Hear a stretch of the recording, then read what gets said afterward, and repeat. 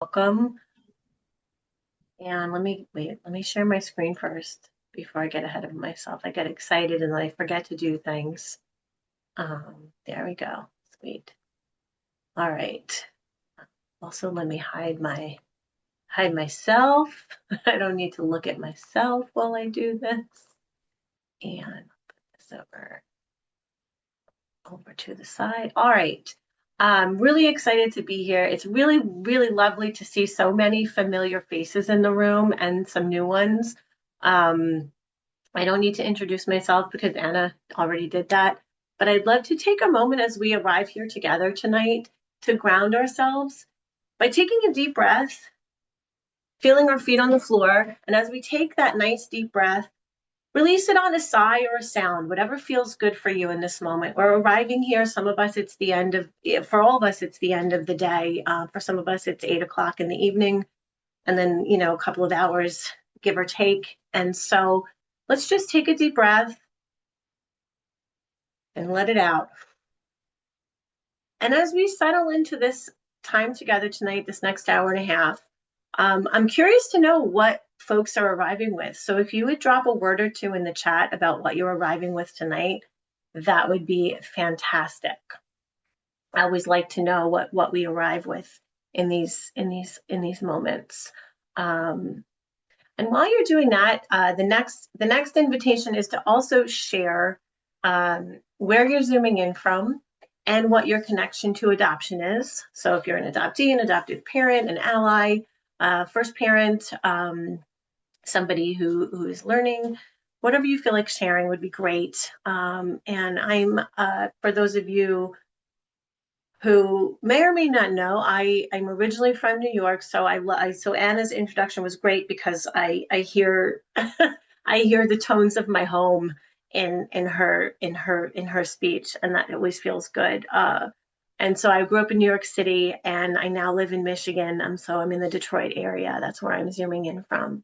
And so next invitation after you share what you're arriving with tonight and where you're zooming in from and your connection to adoption is to drop a 1 in the chat if you are familiar with migrating toward wholeness and unmothered, or 2 if all of this or some of this is new to you. It's just good information for me to have. And I might not see everything in the chat as we go.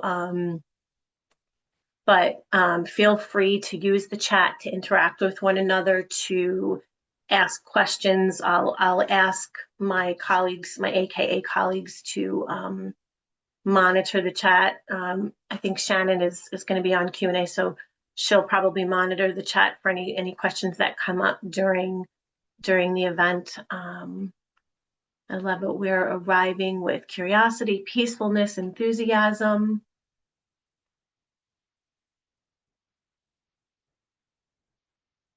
Awesome. All the same baggage always tread. Yep. Great. We've got some folks who are new and unfamiliar. People living their best lives. Some excitement, some hope. I love it. Curiosity. I love it. Curiosity feels like the word of the night so far. Beautiful. I'm going to be looking forward to reading the chat in detail a little bit later. But thank you for that and welcome again. So like I said, just feel free to use the chat throughout. We'll have some time at the end for discussion, but here we go. As soon as I find my cursor, there we are. All right, so tonight, the goal here is for us to find language for what has been unnamed. And recognize how absence of honest, expansive language keeps disconnection in place, to start to see how dominant adoption narratives, to see the dominant adoption narratives more clearly and what those narratives have cost everyone. And also to leave with at least one, maybe more practices for reclaiming language to use as a tool to begin moving at your own pace from survival to connection. And so before we dive into the kind of meat and potatoes of the talk and the work tonight together, I do want to give you a map. Migrating Toward Wholeness is the framework that is the foundation of everything that I do. And it emerged directly from writing and performing Unmothered, which you'll see some clips of tonight. And it was later piloted in partnership with the Red Adoption Research Program. And then that became my book, Adult Adoptees and Writing to Heal, Migrating Toward Wholeness. So we got it. There's a theme here. And the wheel that you see on the screen names 5 parts of the healing journey as I have discovered and named them: making space to heal, rewriting the truth, expressing the primal wound, becoming the subject, and breaking silences. And these aren't linear stages, they're movements. That's, it's meant to move. It's a wheel, right? And so you may find yourself in more than one at a time. And that is exactly why it's a wheel, because it's always in motion and each part is integral to the others and they all work in conjunction with one another. And then surrounding the wheel, or, in this case on the graphic that you see on the screen, to the right of the wheel are the 7 parts of trauma healing as I have defined them in this process that the work addresses. And that's the emotional, the cognitive, the embodied, the relational, the identity and integration, nervous system, and habitual. And so tonight, we'll touch on all 7, but I do want you all to notice as we move through the material, which dimensions feel most alive for you personally. And the 3 writing practices that I'll offer as pausing points during the presentation tonight are designed with all of these dimensions in mind. They're invitations, they're not requirements. You'll move at your own pace. You can simply reflect.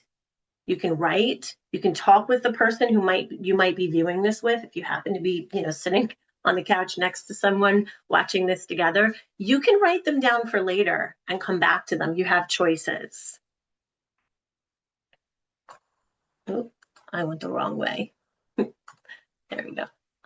So I do want to begin by acknowledging that we're a constellation tonight. There are adoptees in the room. There are some adoptive parents. There are some first parents. There are some therapists and professionals, folks who work with members of the adoption constellation every day, and all of us are welcome here. I do want to be clear, though, that the adoptee experience is what will be centered here, not because other experiences don't matter. They do. They do profoundly, but because for a long time, and those of us who are adoptees know this, the adoptee voice has been the one most absent from conversations about adoption. And also because that's my lived experience and the lens through which all of the work I do now has been built. And so what I hope by centering it here tonight, that every person in this room learns something about what adoptees need you to understand. If you're about the language, about silence, about rupture, about what relational repair actually requires. And I also want to acknowledge that if something lands hard tonight, if something feels activating, I invite you to stay with that rather than moving away from it, because discomfort is where the growth is. Discomfort is where the learning is, because nothing grows in a comfort zone. And I want to point out that, we're going to be talking about language tonight, and I choose the term activation rather than triggering, because in this work, as I have developed it in my own healing journey, I have found the word triggering to feel like literally like what it says it is, that it puts me right back in a trauma response. I'm frozen and I can't do anything.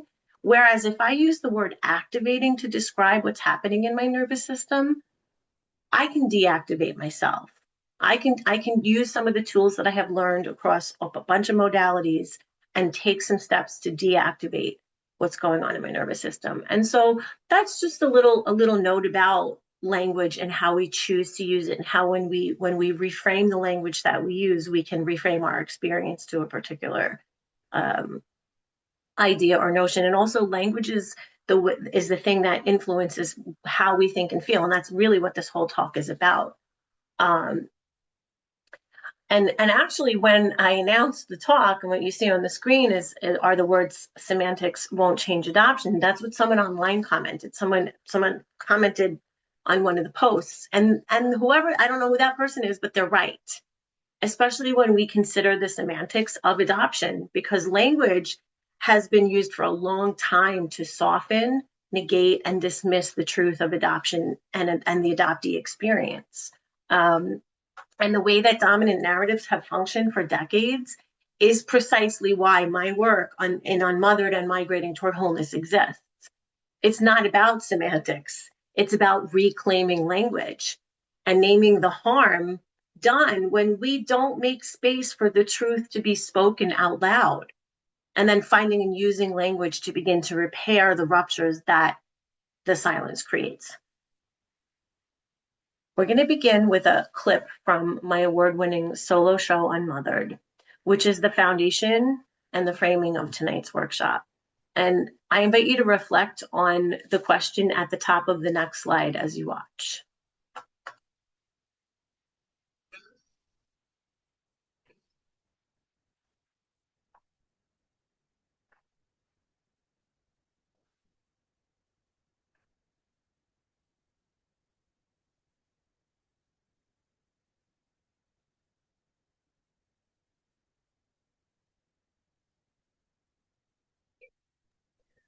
Hey, I don't think we can hear the audio.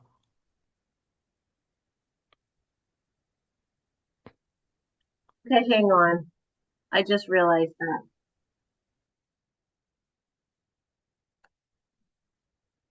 Give me 1 second. Hold, please. I forgot to do the Yeah, you got to share. click the special button. We should have the Special Jeopardy buttons. music It's like now. I've never used Zoom before. Give me 1 sec, folks. Give me 1 sec. This one. Boom, boom. Okay. Okay. Take 2. Let's now watch a clip from my award-winning solo show, Unmothered. This is my scalp. Be here.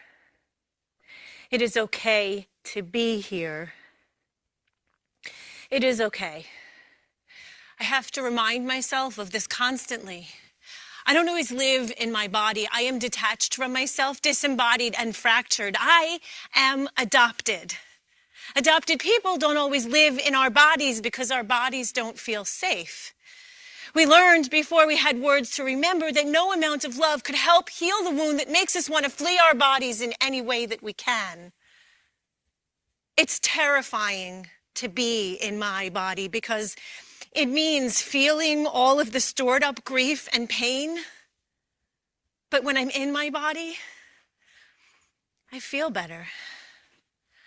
I feel grounded. I feel less like I'm going to split apart into a million pieces that no one will ever find. The trick is figuring out how to stay in my body and not be afraid. All right. If you want to share a reaction or a reflection in the chat, you're welcome to do so. So we can hold on to it for later. So let me explain why I hyphenated the word unmothered. When my parents first saw the title before they had any context, my dad called me after a lot of days of silence. And that phone call became one of the most important conversations that we have ever had about adoption. And I will come back to that story a little bit later and actually share it with you. But right now, I want to talk about the hyphens because the hyphens are a deliberate rhetorical choice. They represent separation, disruption, rupture, disconnection. Unmothered is not about only the loss of a first mother, although it is that. It names the multiple ruptures that shape the adoptee experience: the separation from origin, the misattunements within adoptive relationships, and the internal fragmentation that occurs when there is no coherent language to make sense of what has been lived and felt. And the un speaks to the way that both adoptive and first mothers become unmothers. First, because infertility can be understood as an experience of being unmothered, and this is frequently and historically what brings people to adopt. And the un also honors first mothers because when a woman relinquishes a child, She becomes, in the language of patriarchal adoption culture, unmothered and erased from the story. So the intentional hyphenation of this word calls attention to the multiple disruptions and disconnections that exist in the culture of adoption.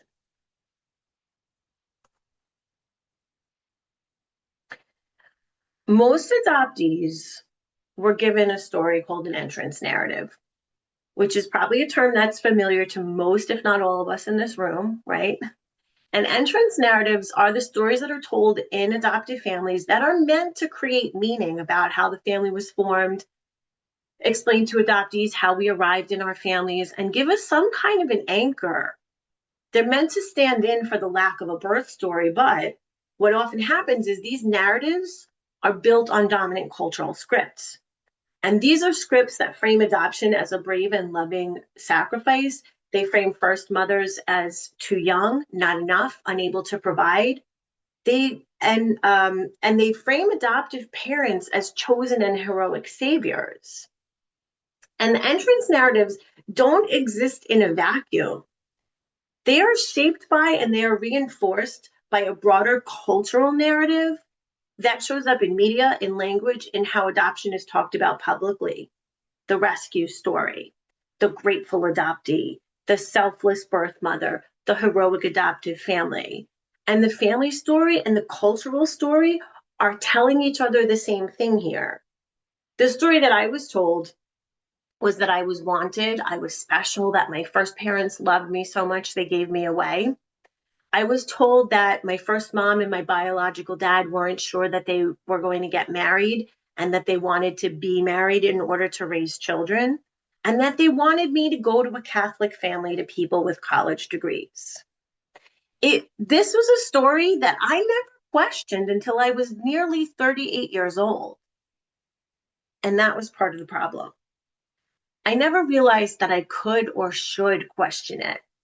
But I came to see that the story, however well-intentioned, left no room for any of the complexity of what I was actually experiencing, the complexity of what was actually keeping me stuck in some really unhealthy patterns. And writing and performing Unmothered helped me to begin to find language for that complexity. It helped me begin to question the story that I had been told my whole life, the story that allowed for secrecy and silence to continue, because that story was really a kind of Band-Aid. I like to call in a little Taylor Swift here, right? Band-Aids can't fix bullet holes. But it was a Band-Aid. It was a story that on the surface seemed really benign and helpful, but it was actually much more confusing than it was helpful. And actually, the story, as I found out many years later, was mostly untrue. There's a poem in Unmothered that illustrates how I began to question what I had swallowed wholesale for many, many, many years. There's a secret hiding behind a secret. She won't tell. I can't know. And they were never sure. I was supposed to go to a Catholic family, to people with college degrees. There was supposed to be more. What's more when you feel like less? The secret is, it's all a fiction, a story made up to make someone feel better, a story made up to make it seem like the truth. I also want to name that entrance narratives take many forms. Some of us were told elaborate stories. Some of us were told almost nothing. Some of us weren't told we were adopted until we were adults. Some of us have open adoptions that promised connection and delivered silence. The form varies. What doesn't vary is the gap between the story and the truth. And what most adoptive parents were given by agencies, by culture, by well-meaning professionals was a script that prioritized comfort over complexity. And adoptees learn very early often, or we learn often very early, to protect the people that we love from our own confusion.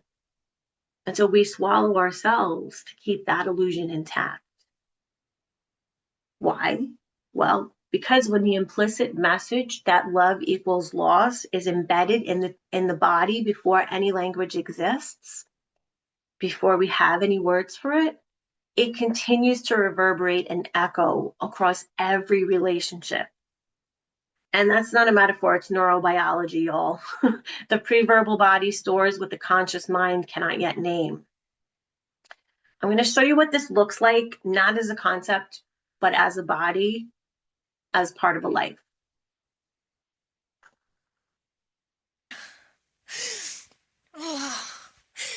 You think, how can a body withstand this? The separation, the disruption, the detachment after months, safe inside, knowing nothing, feeling everything. How can a body withstand this? The pain, the solitude, the significance of loss that echoes through her bones, belying her ability to be free. Loss that settles over her like a blanket, blanketing her in sadness, blanketing her in doubt, blanketing her in fear. Fear is the only thing I know. My bones, like hers, reverberate with the significance of loss. I lose myself because I do not know her, cannot know her. I only know that I feel.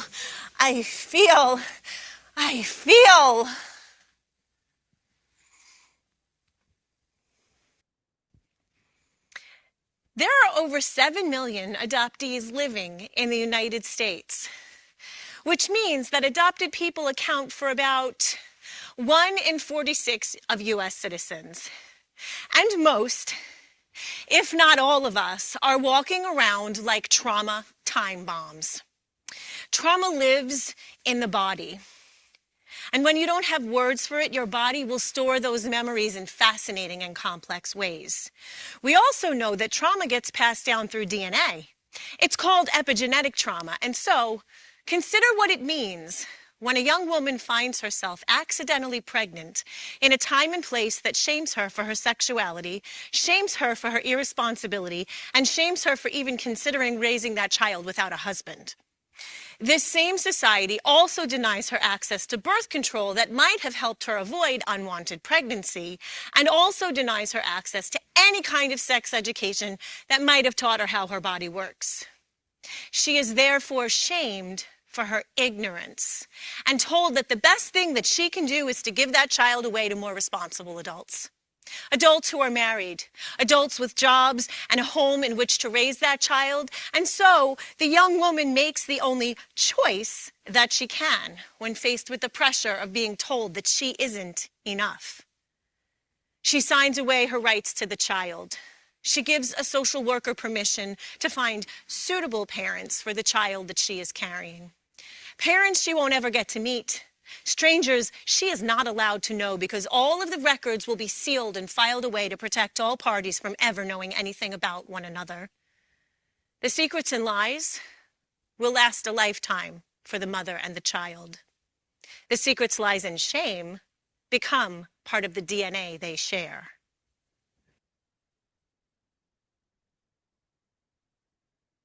So that question, how can a body withstand this, is not rhetorical. It's the question that lives underneath everything that we're going to do together tonight. And I want to give us a moment to be with it, not to answer it, just to notice what it might stir in you, in your body, in your memory, in whatever you brought into this room with you tonight. So we're going to take a pause and take a moment with some language. Because writing is one of the ways that I have learned to get underneath the stories that were given to me and find what's actually there. So I want to offer everyone in this room a shared starting point with an invitation to enter it from wherever you happen to be right now in your story. So there's a prompt if you're an adoptee, if you're an adoptive parent, if you're a first parent or a therapist or a professional. But you're welcome to use any of the prompts that resonate for you, that feel like something that you want to follow. And we're going to take 3 minutes for this. So if you have a pen and a paper, I'm going to set a timer, and then after 3 minutes, we will continue.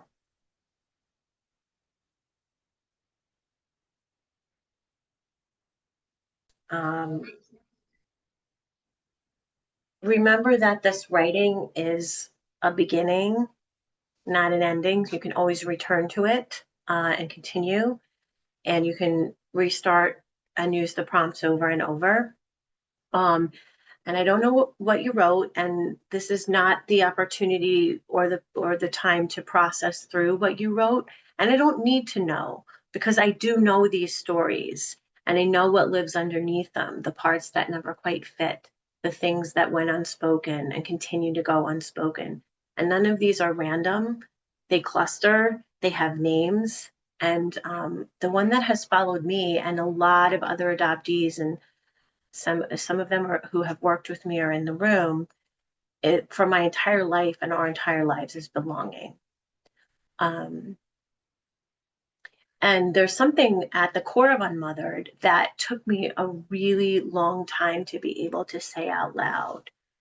And that is that I have often felt like a stranger in my own family.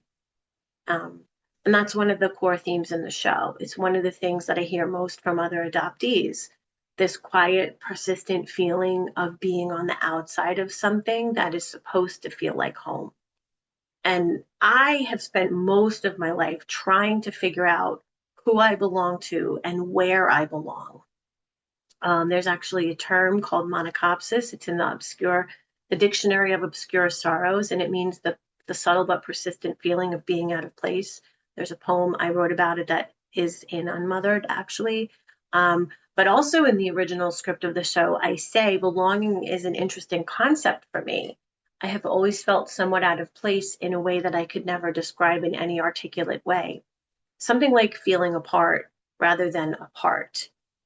I've spent most of my life trying to reconcile this feeling, trying to be complete in the ways that everyone told me I needed to be. Apart rather than apart. And maybe I'll put that in the chat so you can actually see it.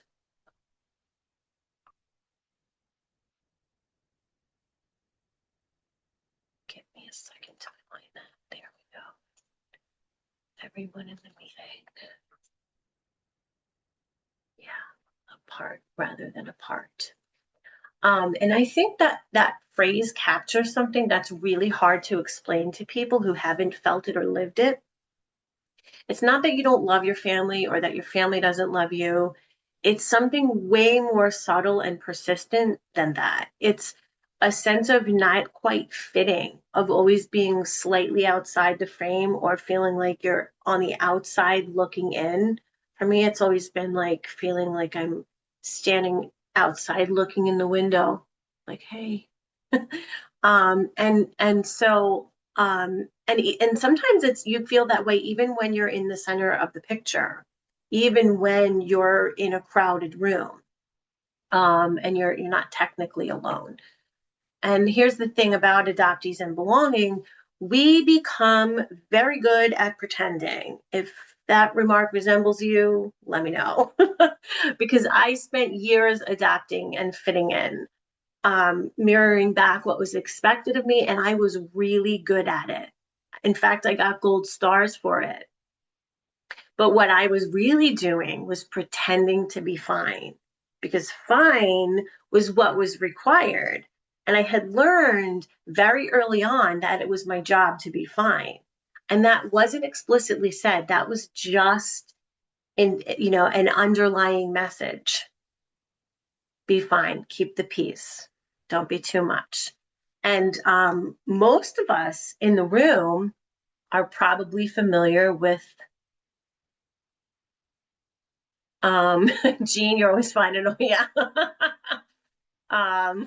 But most of us in the room are probably familiar with the family tree assignment or some version of it, right? That moment in like third or fourth grade when the teacher sends us home to trace our roots and draw our branches and fill in all the names going back 2 or 3 generations, interview your grandparents. I did that assignment, and I'm guessing a lot of people in the room did too.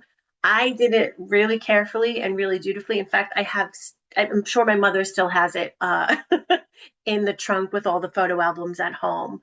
And I have a very clear, like I have a very clear picture of what that album that I made for this assignment looks like.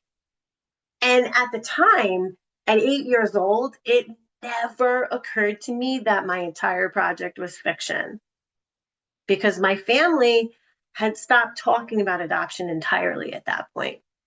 We were at pretty much, as Betty Jean Lifton calls it, the as if family, right? As if adoption had never happened, as if I had always been there, as if the questions didn't exist. And when the questions don't exist, when the story stops, when the silence takes over, something happens to our bodies and our sense of self.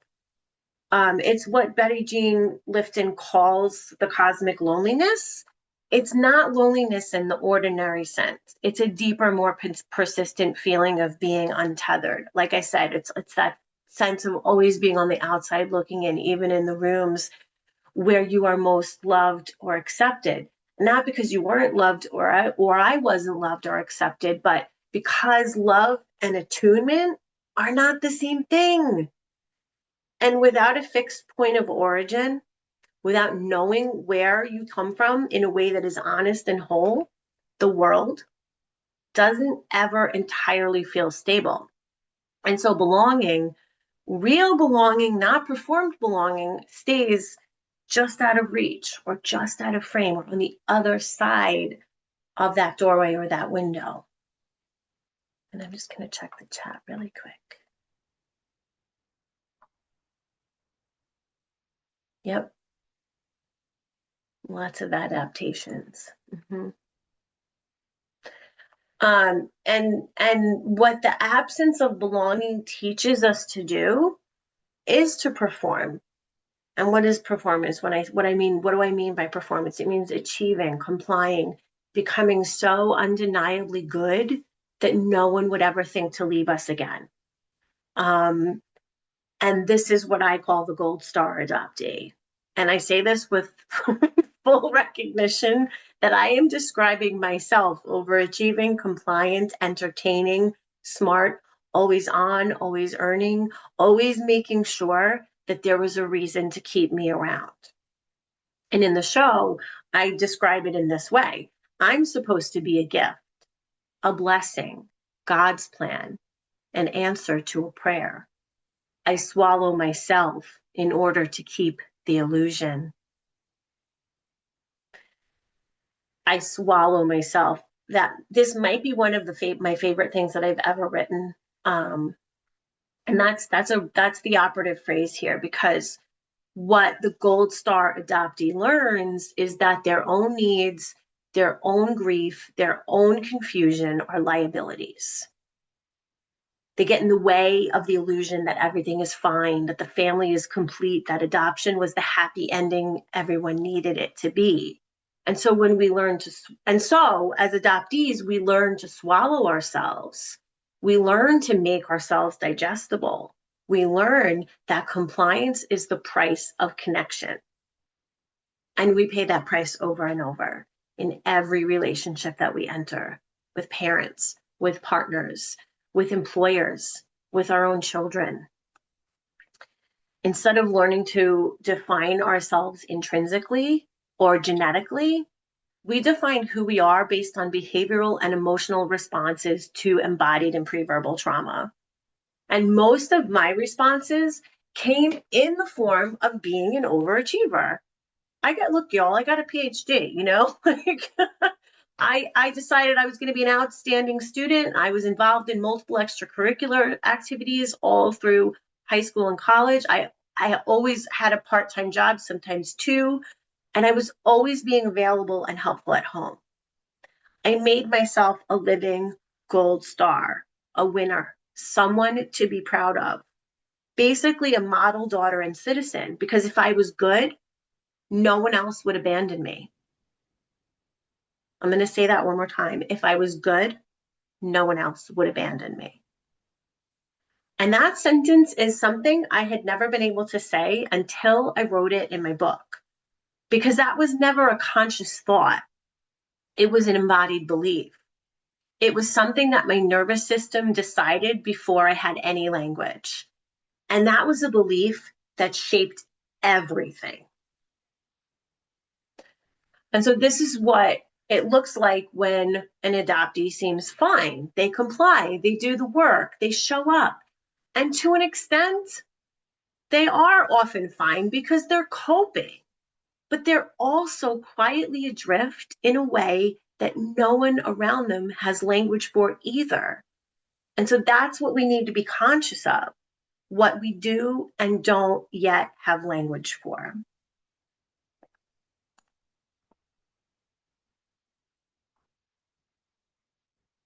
Beneath the performing and beneath the compliance, there's something heavier. Two things actually that most adoptees carry without ever having words for them, and they're almost always interconnected. And the first is shame. And I want to be really clear about where adoptee shame comes from, because it doesn't come from anything we did. It comes from the culture of secrecy that has surrounded adoption for decades. Sealed records, falsified birth certificates, the as if family. The idea that if we acted as if adoption never happened, everything would be fine. And what that secrecy teaches the body, long before we have any conscious awareness of it, is that the truth about us must be hidden, that we are not fully speakable, that there's something about our origins, our story, our very existence that needs to be managed and contained. And secrecy in adoption doesn't only live in sealed records. It lives in the decision not to tell a child that they are adopted at all, which is something that still happens and that adoptees often discover in adulthood in ways that are really just profoundly destabilizing. It lives in the withholding of information about biological families because it's too painful or too hard for the adoptive parents. It lives in open adoptions that quietly close because there are no legal mechanisms to enforce openness, and because adoptive parent fragility exists, which is the inability to hold the both and. The fear that loving a first family means losing the child, and that can override what an adoptee actually needs. Openness on paper is not the same as openness in practice, and our bodies know the difference. I said it earlier in the clip, the secrets and lies will last a lifetime for both the mother and the child. The secrets, lies, and shame become part of the DNA they share. And I mean that literally. The shame doesn't just live in our heads. It lives in our nervous systems, and it shapes how we move through the world, how we talk about ourselves, whether we feel like we have the right to take up space. And so I do want to speak directly to first parents for a moment, because the shame was never yours alone to carry. It was imposed on you by culture, by families, by systems that have very specific ideas about who deserves to be a mother and who doesn't. And I want you also to know that adoptees, many of us, have always known that you are not the villain in the story that was told about you. The villain in that story is silence. As far as I'm concerned, the villain is always silence. And that silence doesn't always only shape first parents, it also shapes the adoptees who grow up inside it. And underneath the shame, woven through it and inseparable from it, is grief.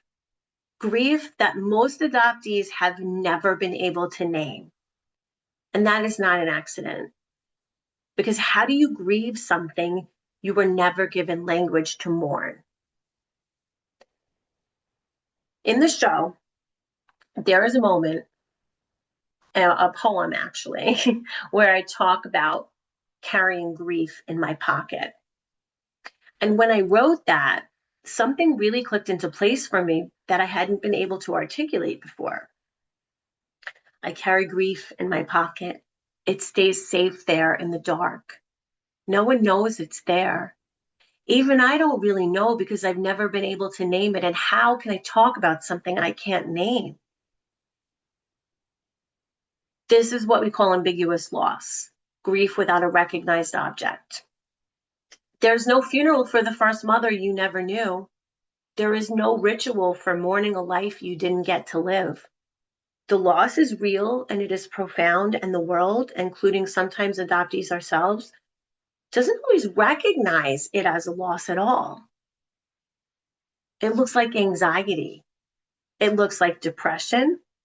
It looks like difficult relationships, staying too long in situations that aren't working, having a hard time remaining employed, or leaving before someone can leave you first. It looks like a lot of things that aren't grief, because our grief was never given a name.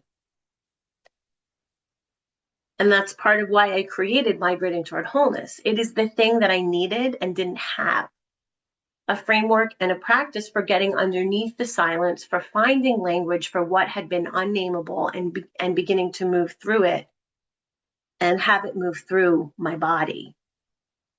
It's not a replacement for therapy, but it functions as a complement to therapeutic work, a bridge into it, or an alternative when those traditional approaches haven't been enough. And I know this because I spent 15 years in therapy never talking about adoption with my therapist, and eventually breaking up with her because I knew that I felt worse every time I left a session, and that it wasn't helping and I needed something different.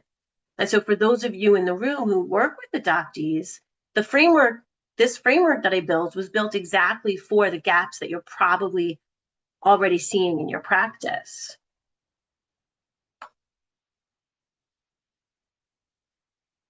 All right, so we carry shame that we didn't earn and grief that we can't name.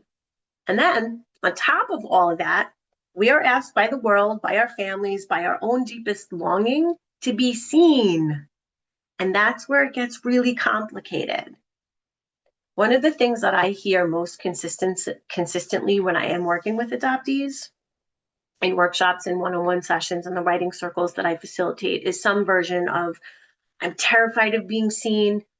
It comes up in different ways. Sometimes it's, I don't know who I am, so how can anyone else know me? Sometimes it's, I'm afraid of if people really see me, they'll leave.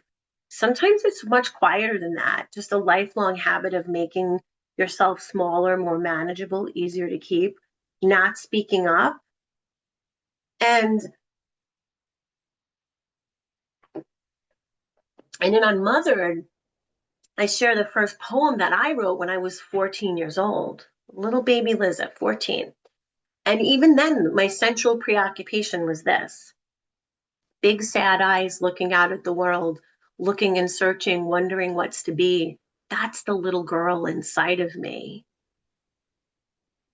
And then later in the show, I say something that still feels true. It's hard to be seen when you have no mirrors. When you grow up without biological relatives, without people whose faces reflect yours back, whose mannerisms echo yours, whose history you can locate yourself in, you spend a lot of time looking for your own reflection and not finding it. And that makes being seen feel both like the thing you want most and the thing that you trust the least. Because here's the both and of it. The terror of being seen and the hunger to be seen are not opposites. They exist simultaneously. We want to be known deeply, fully, without having to perform or comply or to make ourselves acceptable. And we are terrified of being known because our bodies learned early that visibility doesn't always mean safety. Our bodies learned that being seen can mean being lost or being given away. And when being seen doesn't feel safe, when our body has learned that visibility carries risk, we do something very human and very understandable.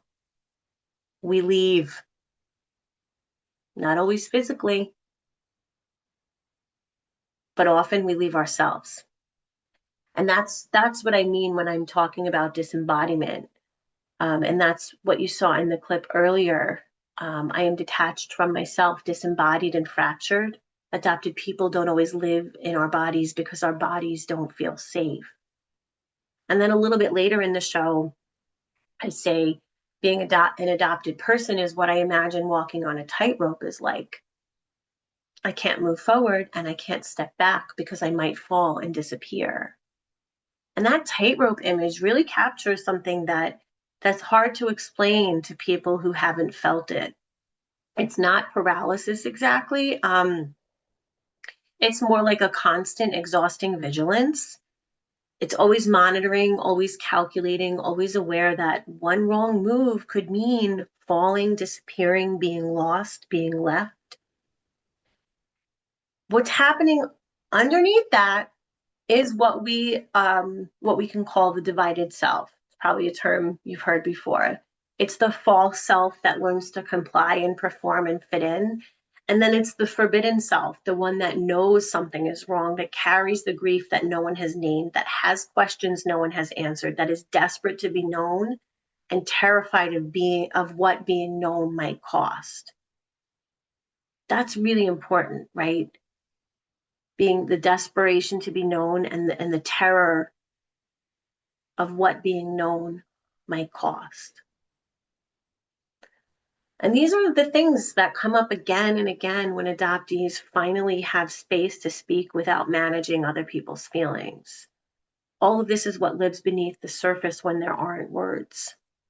And this is what all of us, not just adoptees, lose when silence becomes a condition of existence, when the truth is too uncomfortable to be spoken out loud.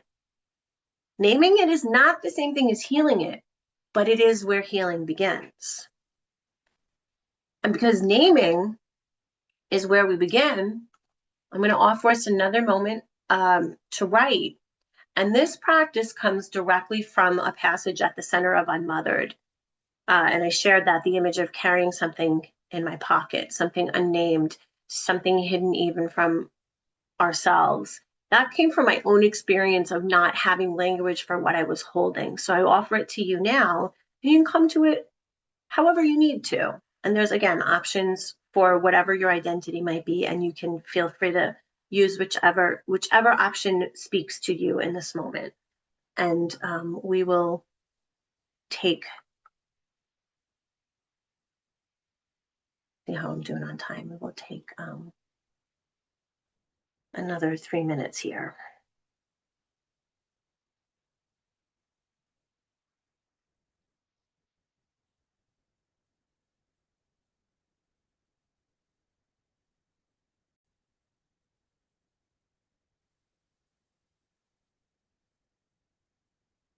Okay.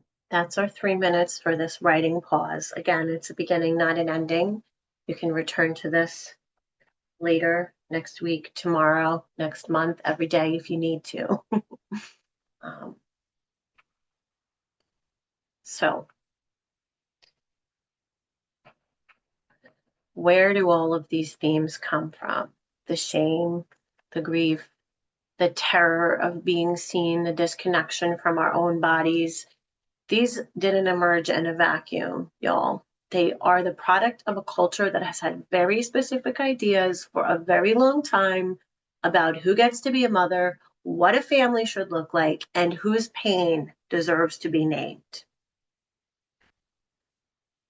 The stories that most of us were told and the silence that surrounded them didn't come out of nowhere.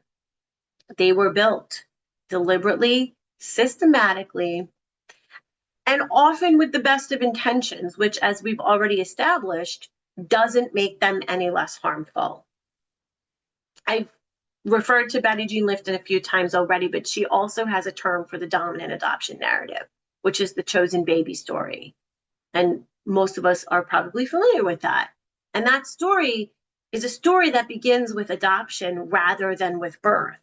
It erases first mothers or reduces them to a selfless, loving gesture that disappears from the frame once the adoption is complete.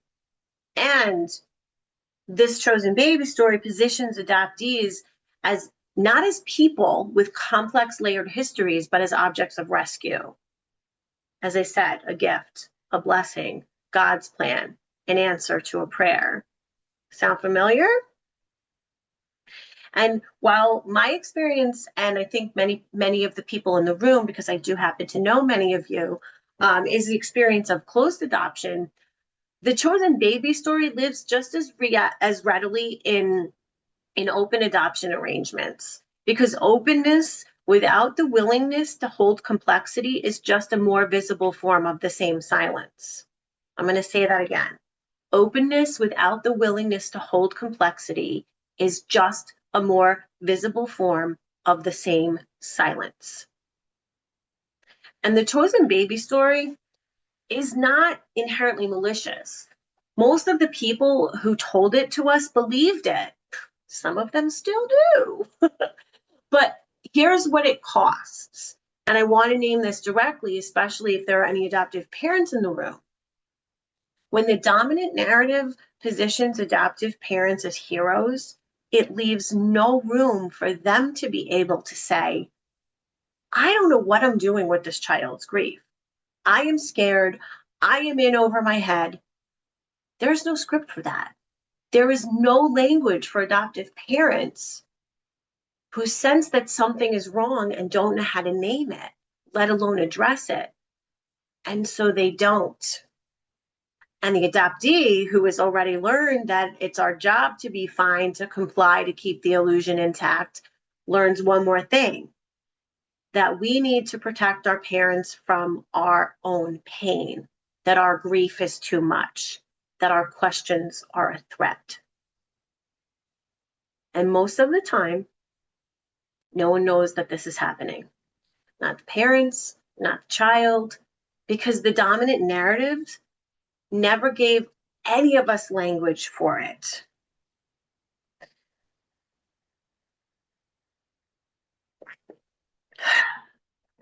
Okay, I want to return to the story that I mentioned at the beginning about my parents' response to seeing the word unmothered, because I think that this story illustrates this more concretely than any theory really could. Okay, so my dad, he saw the title, my dad and my mom saw the title before they had any context for it. And they went silent for several days. And then when he finally called me, he told me that he thought that I was saying that I didn't have a mother, or that I had something negative to say about my mother. In fact, he went so far as to say, you have to take this down. You can't say this. He was hurt, she was hurt, he was defensive. And that phone call, as comfortable and actually painful as it was, became one of the most important conversations that we've ever had about adoption. Because when we finally got into it, he said to me, and this is a direct quote, well, you need to understand that this is difficult for us. We spent our whole lives giving and loving and doing. We were always scared and looking over our shoulder, worried that someone was going to come and say, that's mine, not yours. And if I'm being honest, I have reviewed and rehearsed this story many times, and reading my dad's words still obviously moves me, because this conversation happened decades later than it should have. And what I feel in this is not just the relief that we finally got there, it is grief for all of the years that we didn't, for all of the pain that got stored in the silence, in both of us, in all of us. And my dad's fear, my mom's fear, their fear is real. I heard it then and I hear it now. And I want to hold that alongside something else that I noticed, which is that in that conversation, my dad referred to my brother and me as things rather than people. Not out of cruelty. He definitely wasn't being cruel. My dad loves us very much, but he was speaking from inside the only language that was available to him, the language of adoption culture, which for decades has positioned children as objects to be given, rescued, and claimed. And he had internalized that language so completely that it shaped how he spoke about his own children without him even realizing it. That is how deep this stuff goes. That is how thoroughly the dominant narrative shapes not just what we say about adoption, but how we think about the people inside of it. And what my parents had never been given, and what I believe most adoptive parents are never given, is language for the grief that belongs to everyone in the constellation, not just adoptees, everyone. These are the ghosts in the adoptive family. I'm going to call in Betty Jean Lifton again. The unresolved grief and the loss that every member of the constellation carries, the first mother, the adoptee, the adoptive parents, the unresolved grief that none of us have language for. So none of us name it. We just carry it in silence, in the shadows, because it is easier and far more comfortable to pretend. Unmothered became a catalyst for my parents and me to finally begin to acknowledge some of the ghosts. Not to resolve them. I don't think we ever resolve the ghosts. They fade a little bit, but they're still there. It gave us an opportunity to name them, to sit in the same room with them, to begin grieving together what had been grieved alone and in secret for decades. And that conversation, all of those years ago, as painful and necessary as it was, could not have happened without language, without my dad having words for his fear and me having words for mine, without both of us being willing to stay in the discomfort long enough to hear each other. That is what language makes possible. And that is what this work is about, not just for adoptees, but for everyone in the constellation who has been carrying something unnamed for too long. When there is no language to hold complexity, confusion becomes internalized, disconnection persists. Adoptees learn to abandon themselves in order to maintain connection. And this is a survival response, a completely understandable, completely human survival response. The good news is that survival responses can be unlearned, but only when we have language for them. And that's what we've been doing here tonight. And that is what I want to turn to now, what becomes possible when we start to reclaim that language.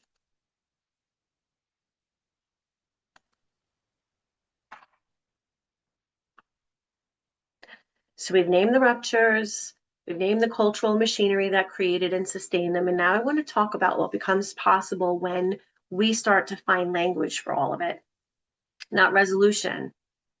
I want to be really clear about that, because this is not a talk about having a tidy ending. It's about movement toward the beginning of something different, a shift into what's possible when we finally have words. And the central truth of this work, the something that I come back to constantly in my writing, in my facilitation, and in my daily life, is that the complexity of adoption is a both and. Many people in this room have heard me say this over and over. We can acknowledge love without erasing loss. We can name loss without negating love. We can hold grief and gratitude in the same body at the same time. And I know that this sounds simple, but for most adoptees and for most members of the constellation, it's genuinely radical, because the dominant narrative has asked us for so long to choose, to be grateful or to be grieving, to love our adoptive families or to mourn our first families, to be loyal and not search for our first families, or to be guilty for being ungrateful, to be fine or to be broken. And the both and here refuses that choice. It says, all of it is true. All of it deserves language. And increasing our capacity to hold both at the same time is not comfortable, but it is necessary. It is the work. And for me, that work began with writing. And I don't just say this because I'm a writer. I say it because of what writing actually does neurologically and emotionally when we use it to approach what has gone unnamed. Writing about our experiences doesn't just help us express the pain, it helps us to begin to organize it. When we put emotionally honest language to what has been chaotic and wordless, something shifts. We begin to gain agency over it. We stop being the object of someone else's story, the gift, the blessing, the chosen baby, the problem that was solved, and we start becoming the author of our own lives. That is not a small thing. For adoptees who have spent our lives inside narratives that were built for us, without us, and sometimes built over us, becoming the author of our own lives is a profound act of reclamation. In my book, I write, granting ourselves permission to discover why we feel sad, adrift, and incomplete is the first step to finding wholeness and beginning to heal. Because society has not given us space to articulate the complex feelings that we have as adoptees, we need to make our own space.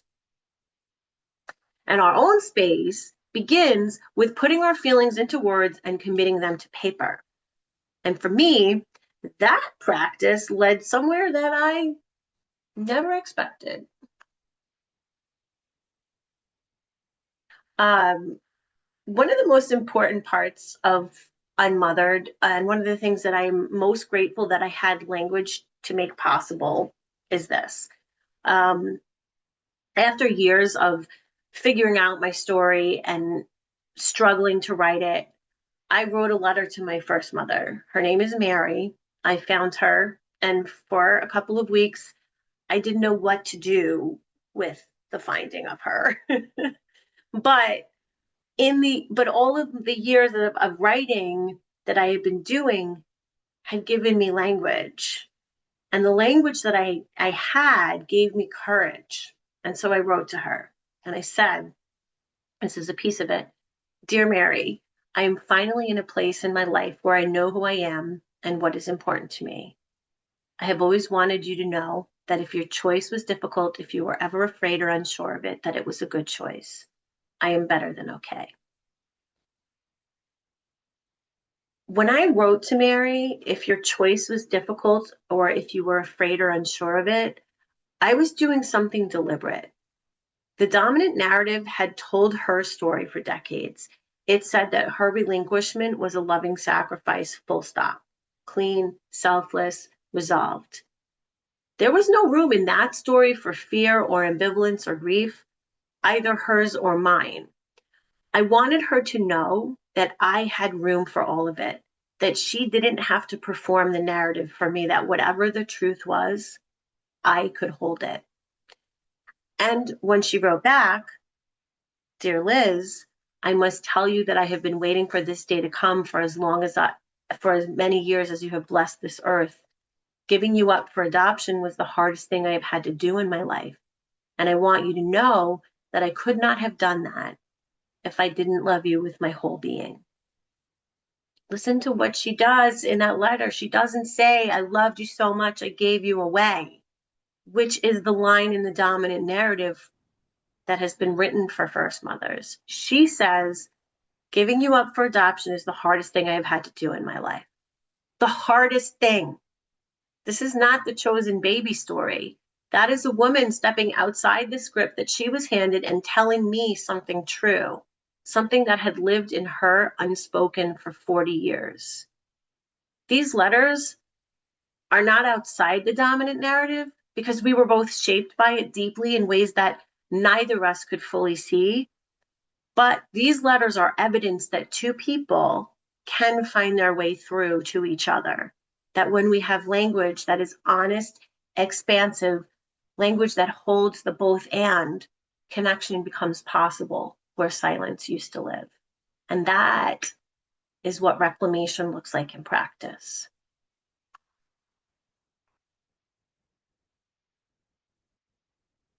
Writing has always been a part of it. But also, I want to say that reclaiming language, reclaiming your story is embodied work. It's not just cognitive work. That was one of the main reasons that I chose not only to write Unmothered, but to perform it. And in addition, EMDR was a critical part of that process for me. And I include this not to prescribe a path for anyone, but because of what it taught me about what the body holds and what it can release. After my first EMDR session, I realized three things. My skin no longer feels so tight. My bones feel like they fit again. My body doesn't have to be a prison. My body doesn't have to be a prison. I had lived in a body that felt like a prison for so long that I didn't know it was possible to feel any other way. And that shift, that physical somatic shift, opened something that no amount of talking or thinking had been able to reach. My body had stored what language couldn't access. And when my body began to release it, the language to describe it followed. And that language became the script of Unmothered. And then I did something really terrifying that would probably terrify most people in this room. I performed it. I stood in front of audiences, and I still do. It doesn't terrify me so much anymore. And I spoke the most unnameable parts of my story out loud. And what I found over and over was that the work opened up conversations about what hadn't been possible before, not just for adoptees, but for everyone in the constellation. Someone told me that watching the show helped her understand the behaviors of her 3 adopted siblings in a way that she never had before. A colleague wrote to me that I'm now more aware of the trauma of adoption from a child's perspective, in addition to the joy of the new family. And I can now see how these two sides need to be reconciled more. And that sentence, these two sides need to be reconciled more, that is the both and. That is someone finding language for something they had felt but never been able to name. And that's what this work does when it reaches beyond the adoptee's own healing and into the relationships around us. And the language that I reclaimed for myself became the language that I could finally use with the people who raised me. And this is what integration actually looks like. Not the absence of pain, but the capacity to hold all of it without being fragmented by it. The conversations with my parents that my parents and I were able to have, they were painful, they were necessary, they were long overdue, but they would not have been possible without the words I had found through writing and performing. And that's the promise of this work, not that it fixes everything, but that it makes honest conversation possible where silence used to live. An honest conversation, even when it is hard, even when it is incomplete, is how connection is rebuilt. I'm going to close here with a poem called Epigraph. An epigraph is an inscription, something written to set the tone for everything that follows. I'm constantly thinking about what was written on me before I had language for any of it, and what I get to write now. I wrote this particular poem toward the end of my process, after the EMDR, after the letters, after the conversations with my parents. And it's a poem about what it feels like when the body begins to remember that it belongs to you. It's also the closing poem in Unmothered. It's where the show ends, and it's where I want to bring us tonight before we write together one last time. What are the words written on your body, like scars crisscrossing the landscape of your skin? What are the words written on your body, like epigraphs etched across the strength of your back, repeating lines and phrases, ancestors' ancient wisdom? What are the words written on your body? The words that flow down the rivers of your arms when you encircle yourself, knowing that you are enough. I am enough. I am enough.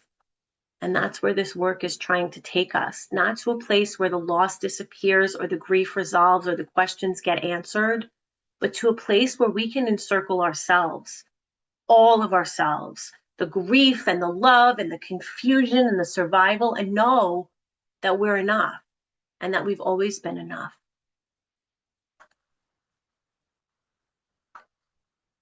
There are two kinds of words written on our bodies, the ones carved by harm that shame us, silence us, tell us we're too much or not enough, and the ones carried by those who made us, those who raise us, those who see us despite our attempts to hide, the ones that hold wisdom, protection, belonging. So I'm going to offer you one final practice before we close and remind you that these are not just exercises for tonight. As I've said, they're practices you can return to. And you've got options here. And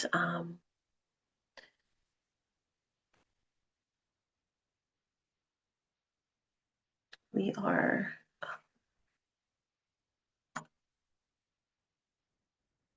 And we'll just take 2 minutes for this real quick. We'll do this real quick.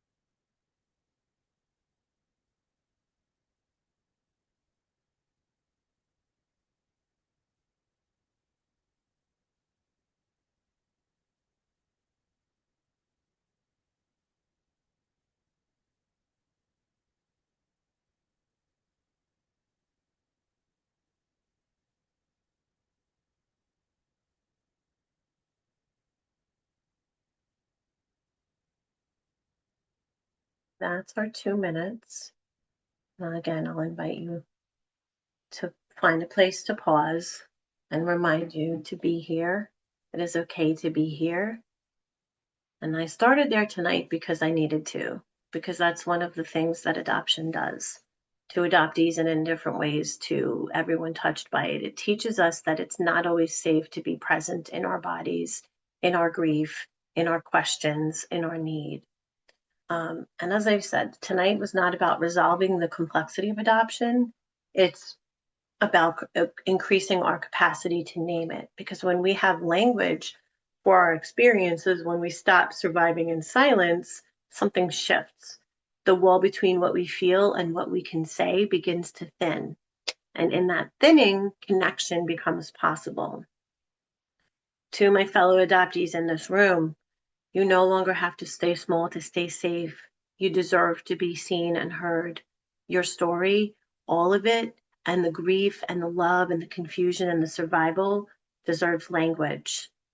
To everyone else, I want to thank you for being willing to be in the room. Thank you for being willing to hear what adoptees need you to understand, because more stories equal more connection, and more connection equals more healing, and that's what we're here for. And if tonight opened something for you, if something landed that you want to keep working with, I want you all to know this is exactly what I do. I work one-on-one with adoptees and members of the constellation who are ready to find language for their experiences, move through the ruptures that have shaped them, and begin building the connections that they've been longing for.